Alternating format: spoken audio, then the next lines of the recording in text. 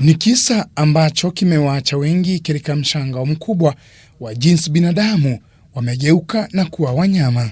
Katika hospitali hii ya Thika alikopelekwa John Mwangi Kang'ethe baada ya kitendo hicho cha kinyama, anaonekana mwenye maumivu makali. Mwangi anasemekana kuvamiwa katika soko la Gituamba siku ya Jumamosi jioni alipokuwa katika soko hilo wakati mvua ilianza kunyesha, kisha majambazi wakamvamia pindi tu giza lilipoingia. Tulikuja tukaitwa asubuhi na sister mwingine hapo akatuambia kijana wetu kama ako hai. Tukamwambia yeye ako hai.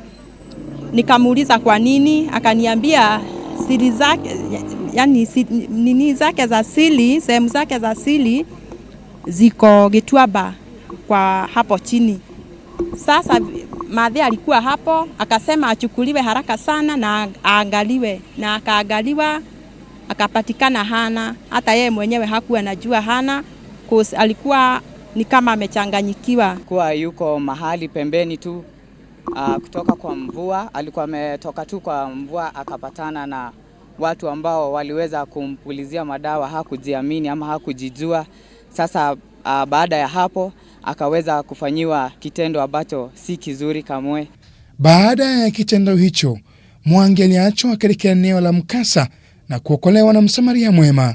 Hata alienda wakati alichukuliwa, alipelekwa mpaka kwa nyumba na wale walimkuta hapo saa 9 usiku, wakampeleka mpaka nyumbani na akalala. Wakati aliamuka hakujua kama ametolewa ile kitu yote.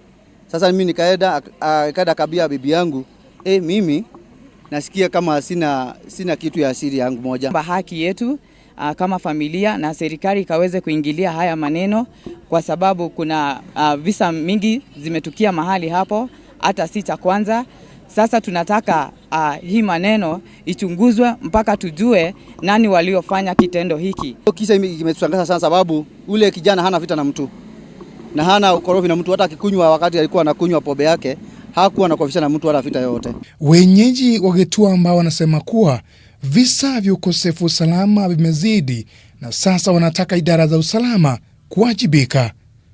Jan Kaburu, K24 Weekendi.